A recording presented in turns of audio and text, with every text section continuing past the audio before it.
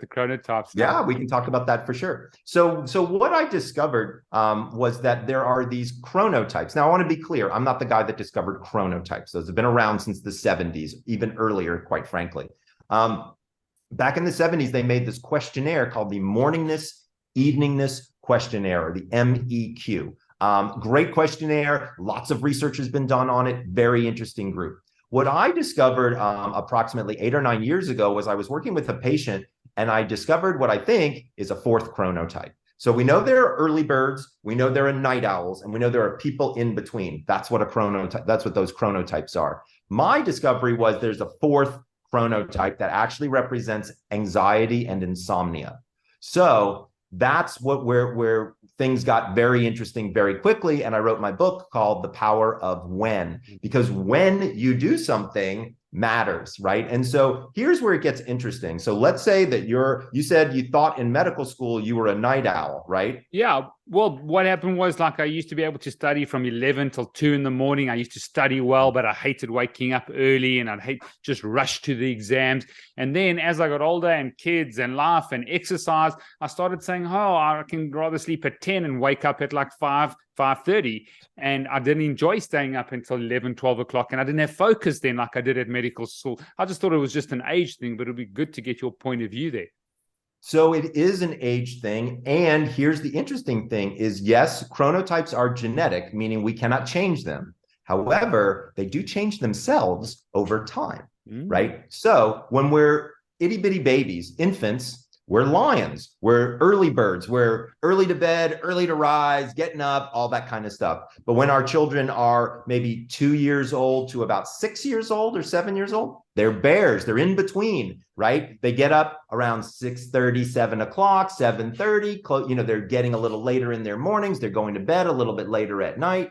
Then you hit the teenage years.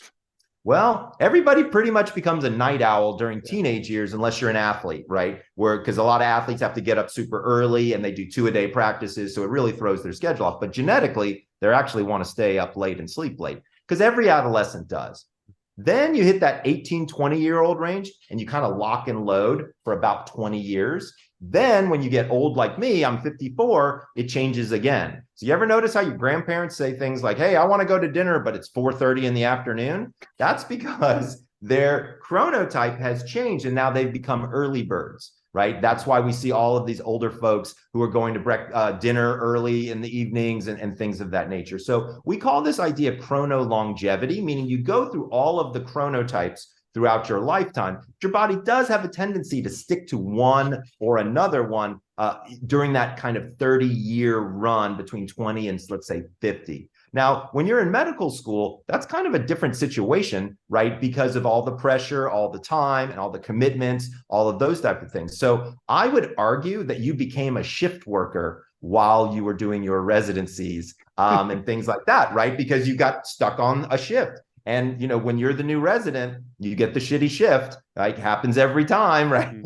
Yeah. So you're the guy or gal that's working from 7 at night till 7 in the morning in the ER or wherever. And that level of adrenaline is what's keeping people awake because of the excitement of it. From a studying perspective, it's kind of the same idea, is you just get yourself into that mode and your body just starts to know what to do. And that level of consistency can be helpful. Now, getting back to the original point, which is wake up time and chronotype, here's what's interesting, is each one of the chronotypes has a slightly different wake up time. So if you're an early bird, or what I call a lion, your wake up time could be anywhere between 5:30 and probably 6:30 in the morning, right? And that's natural. That's not with an alarm, folks. That's your brain wakes up and says, let's go. Right? That's an early person, right? Middle of the road people, they have a tendency to naturally wake up around 7, 7:15, 7:30 even.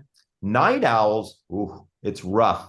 They want to get up closer to 8, maybe even 8:30 if they can, but a lot of them can't because they got to get to work by 9 o'clock. So a lot of them are getting up earlier than they should and missing out on that last little bit of REM sleep, which could be quite helpful for them. And then the insomniacs, they're a rough bunch. And those are, I call them dolphins. What we work with them is we actually give them a very specific sleep schedule to follow. And then we can start to see how we need to move it around because their schedules can be kind of variable. But again, knowing what time you want to wake up, and by the way, I tell you this when you take the chrono quiz. So if you go to chronoquiz.com and you take the quiz, you'll get an email back from me that will tell you all kinds of stuff like best time of day to drink coffee, best time of day to have alcohol, best time of day to go to sleep. But the most popular question that I get asked is what's the best time of day for sex? That is by far the most popular question. So at the end of this podcast, we're going to reveal the answer to that. So everybody has to listen to the whole podcast and give us a great rating